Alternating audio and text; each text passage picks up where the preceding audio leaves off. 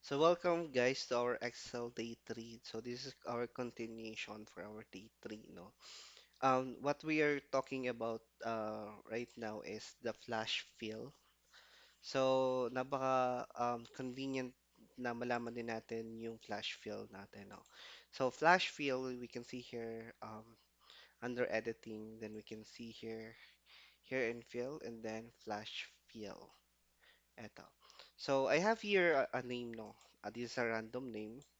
And normally kasi ang ginagawa natin if we're copying this um, data, no? So if we can type it here, Michael, then here's Smith, yeah.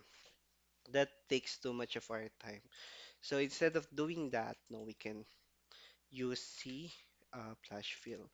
Si flash fill, meron niyang um, tag dito, meron siyang function wherein kailangan niya hinahanap niya yung pattern na kung ano yung gagayahin niya. So since naglagay ako dito ng first name, ayun.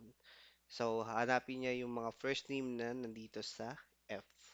So whenever I click this splash fill, no, automatic na malalagay lahat ng first name na nandito. Makikita nyo lahat ng first name na punta dito. Also same with the last name. Fill, then flash fill. Ayan.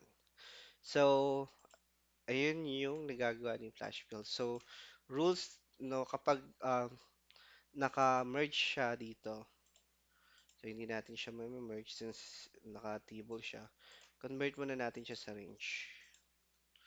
And then, try natin i-merge. Yan. So, kapag naka-merge siya, ah, ito pala yung dapat natin i-merge. Yan.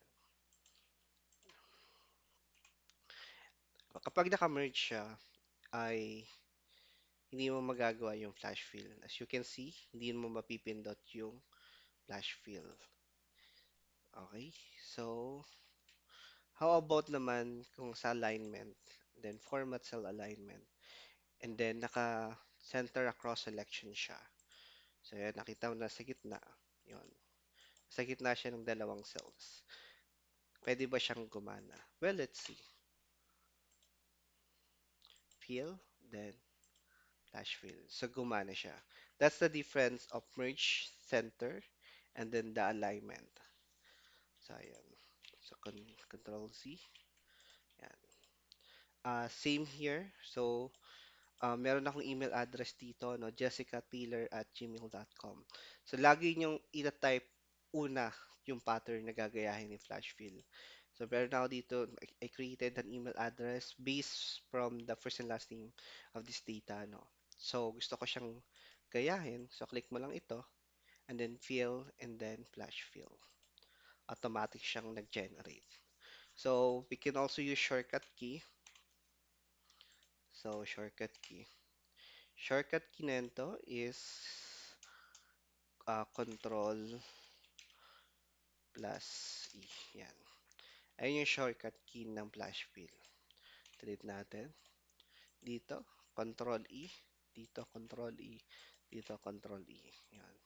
So, dito naman meron akong date. So, gagamitin natin siya ng flash fill. So, dito meron akong month, meron akong days, meron akong year. So, gusto ko lumabas lahat ng year na nandito. So, ilalagay mo lang muna yung unang pattern, yung nagagayahan niya, 2023, and then Control E. Yun, makikita mo lahat ng year na nandito, napunta siya dito. Palitan natin yung pattern.